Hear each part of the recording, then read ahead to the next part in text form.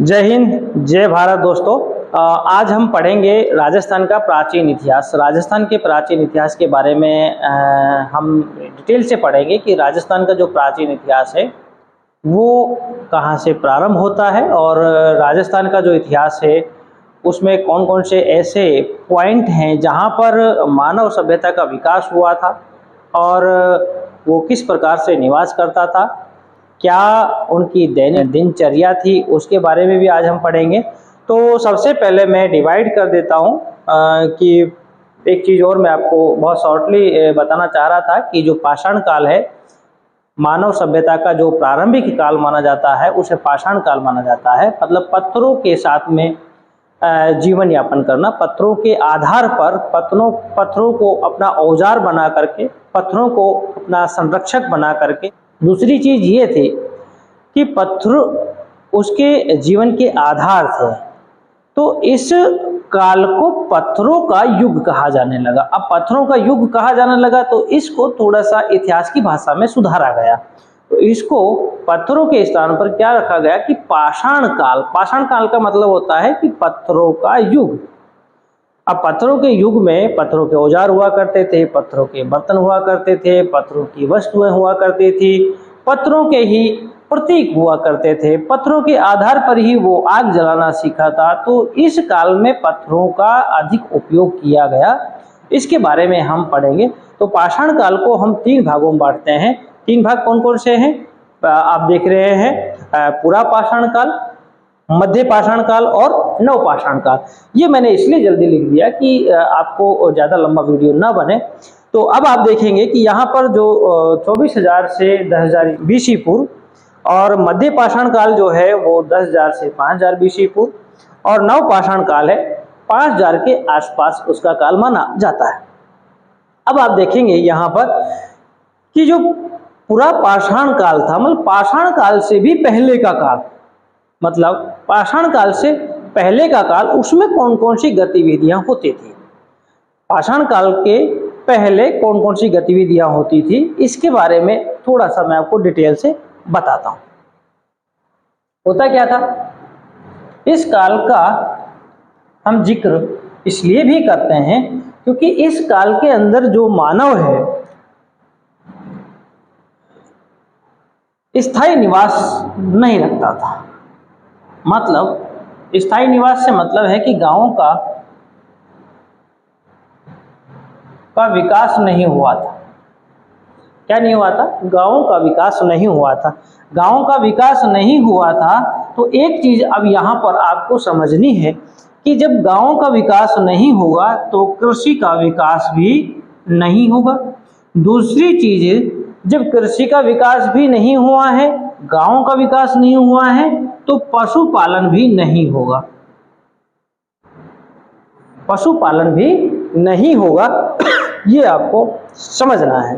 दूसरी चीज आपको ये भी देखना है कि इस काल में मानव गांवों का विकास नहीं कर पा रहा था, मतलब हुआ नहीं था, उनको पता ही नहीं था, तो ऐसी स्थिति में क्या कर रहा था।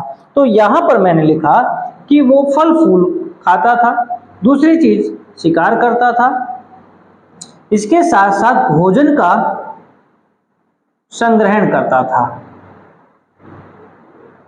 क्या करता था?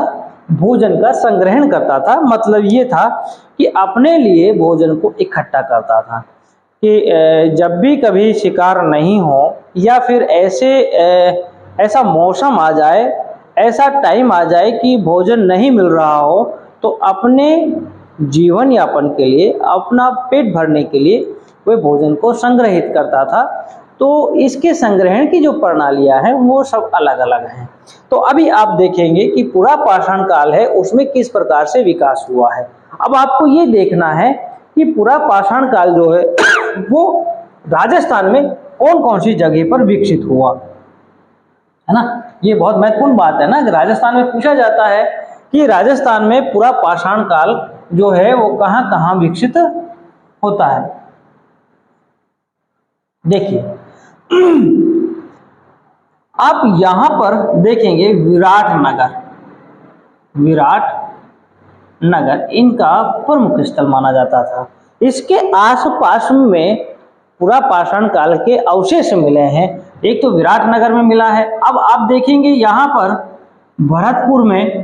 भरतपुर में एक जगह है दर, वहां पर मिला है। फिर आप देखेंगे अलवर में एक भानगढ़ है, आपने देखा भी होगा, मैं अलवर से ही निवास करता हूं, और अलवर में भूतों का जो घर है उसे भानगढ़ कहा जाता है। अगर राजस्थान में कभी भी आपको आना हो तो जरूर आप भानगढ़ को देखें। रात में वहां पर जाना अलाउ नहीं है, दिन में आप जा सकते हैं। ऐसा माना जाता है कि अगर दुनिया की कहीं भूत देखने हो ना तो भानगढ़ आ जाइए, आपको भूत देखने को। हालांकि मैं गया नहीं हूँ और मैं इन चीज़ों में विश्वास भी नहीं करता हूँ कि भूत होते हैं, और मैं ये आपको ये भी नहीं कह सकता कि नहीं होते हैं, क्योंकि मुझे पता ही नहीं है।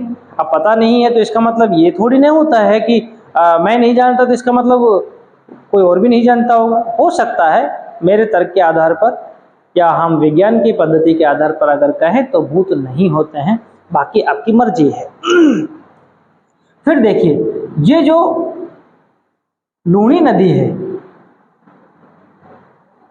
लूणी नदी के आसपास विकसित हुआ, और ये लूणी नदी के आसपास जालोर में भी पूरा पाषाण काल के अवशेष मिले हैं। फिर दूसरी चीज है कि पुष्कर जो है यहाँ पर, इसको बूढ़ा पुष्कर कहा जाता है, यहाँ पर भी पूरा पाषाण काल के अवशेष मिले हैं। चित्तौड़गढ़ में एक नदी है बामनी नदी, यहाँ पर भी अवशेष मिले हैं। फिर इसके अलावा आपको जयपुर में ही एक जगह है ढिंगारिया, ढिंगारिया में भी आपको यहाँ पर देखने को मिलेगा कि पूरा पाषाण काल के यहाँ पर कुछ केंद्र थे, पूरा पाषाण काल के यहाँ पर कुछ जगह थी जिनके आधार पर हम ये कह सकते हैं कि यहाँ पर जो प्राचीन काल में या पूरा पाषाण काल में जो लोग निवास करते थे वो यहाँ राजस्थान में करते हैं। अब आप मेरे साथ एक बार दोहराएंगे कहाँ कहाँ मेन सेंटर कहाँ माना जाता है, इसका विराटनगर माना जाता है। ये क्वेश्चन आया हुआ है, ध्यान रखना है आपको कि पूरा पाषाण काल का मेन बिंदु या मेन सेंटर कहाँ पर है, तो वो है विराटनगर। फिर इसके बाद में आप देखेंगे जयपुर में है ढिंगारिया है, अलवर में भानगढ़ है, दर भरतपुर में है, बूढ़ा पुष्कर अजमेर के अंदर है, जालोर के अंदर है, लूणी नदी के आसपास विकसित हुआ है, और बामनी नदी जो है वो चित्तौड़गढ़ में बैठती है, तो चित्तौड़ में है। अब एक चीज और देखनी है आपको कि ये तो देखा आपने कि कहाँ कहाँ ये निवास करते थे, लेकिन कुछ ऐसे अवशेष भी मिले हैं कि लोग अपनी सुरक्षा के लिए खुले में नहीं रहते थे। जैसे आज हम लोग खुले में रहते हैं, मकानों में रहते हैं, उस समय ऐसे इतनी ना तो जनसंख्या थी और जीव जंतुओं की संख्या ज़्यादा थी, जंगल ज़्यादा थे, कृषि हो नहीं रही थी, पशुपालन होता नहीं था, कृषि पर निर्भरता नहीं थी हमारी, तो खाने के लिए शिकार थे, और शिकार या तो हमें खाते थे या हम उनको खाते थे, दो चीज़ें थी। तो खुले में नहीं रहते थे मानव। तो ये कहाँ रहते थे? पहाड़ों के आसपास, नदियों के आसपास ये लोग रहते थे। तो यहाँ पर इन्होंने कुछ गुफाएं बनाई थी। गुफाएं कहाँ कहाँ थी? राजस्थान के अंदर मुख्यतः ऐसी 4 जगह हैं। जैसे अगर आप बात करें छाजा कहाँ पर है? बूंदी में है। अगर हम बात करें आलनिया कहाँ पर है? कोटा में है। लिखते जाएं, पेन थोड़ा सा कम चल रहा है। दूसरी सोनपुरा ये कहाँ पर है? सीकर में है। और एक है हरसोरा कहाँ पर है? ये अलवर में है, मेरे पास में ही है। तो ये आपको देखनी है कि पूरा पाषाण काल में गुफाएं कहाँ कहाँ थी। लोग जो निवास करते थे गुफाओं में करते थे। तो पूरा पाषाण काल में कौन कौन सी जगह हमें गुफा देखने को मिलती है, तो ये 4 आपको गुफाओं के नाम याद रखना है। इनमें से एक क्वेश्चन पूछा जाएगा और पूछा जाता रहा है। आपको जगह का नाम भी, एक की छाजा कहाँ है? बूंदी में है। आलनिया कहाँ है? कोटा में है। सोनपुरा कहाँ पर है? सीकर में है। और हरसोरा कहाँ पर है? अलवर में है। ये चीज़ें आपको ध्यान रखनी है। कुछ महत्वपूर्ण चीज़ें हैं, जैसे मैं आपको दोबारा से रिपीट करा रहा हूँ कि पूरा पाषाण काल का मतलब होता है पाषाण काल से पूर्व की जो स्थिति थी मानव की, उसे पूरा पाषाण काल कहते हैं। उसके अंदर राजस्थान के अंदर कहाँ कहाँ ये निवास करते थे और क्या काम करते थे। देखिए, राजस्थान में जो है विराटनगर बहुत महत्वपूर्ण स्थान है, इसके पास में ढिंगारिया जयपुर में ही है। फिर थोड़ा सा अगर हम ऊपर जाते हैं, ऊपर जाते हैं तो अलवर आ जाता है। अलवर में कौन सा है? भानगढ़ है। फिर जैसे ही साइड में थोड़ा सा गए तो यहाँ पर दर, क्योंकि लोग एक जगह निवास नहीं करते थे तो ये भ्रमण करते थे, शिकार करते हुए एक साथ जाते थे। तो कुछ परिवार इधर चले गए, कुछ परिवार इधर चले गए। तो जैसे बैराटनगर से दर की तरफ चले गए, कुछ भानगढ़ की तरफ चले गए, कुछ ढिंगारिया की तरफ चले गए, कुछ अजमेर की तरफ चले गए, कुछ बामणी की तरफ चले गए, कुछ जालौर चले गए। तो इस प्रकार से राजस्थान में मेन सेंटर विराटनगर था और ये वहाँ से अन्यत्र जगह शिकार खेलने के लिए जाते रहे और वहाँ पर आज उनके कुछ अवशेष मिले हैं। तो इस काल को हम कहते हैं पुरा पाषाण काल। अब इस काल में, पुरा पाषाण काल में देखिए एक चीज और बहुत महत्वपूर्ण है। इस काल में पत्थर के जो औजार थे, एक तो बड़े थे, बड़े औजार थे। दूसरी चीज, कोई अच्छा औजार नहीं था। मतलब अगर हम शिल्प कला की दृष्टि से देखें या तकनीक की दृष्टि से देखें तो ये बड़े आकार के साथ साथ इनकी आकृति भी अच्छी नहीं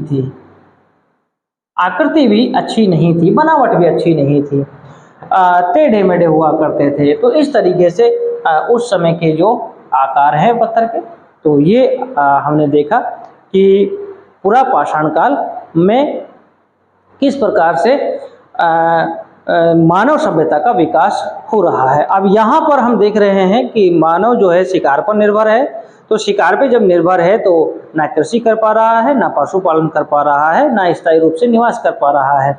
गाँव का विकास नहीं हुआ है। अब आपसे पूछा जा सकता है कि क्या पूरा पाषाण काल में गाँव का विकास हुआ था, यस या नो? तो आप कहेंगे नो। ठीक है। फिर इसके बाद में आता है मध्य पाषाण काल।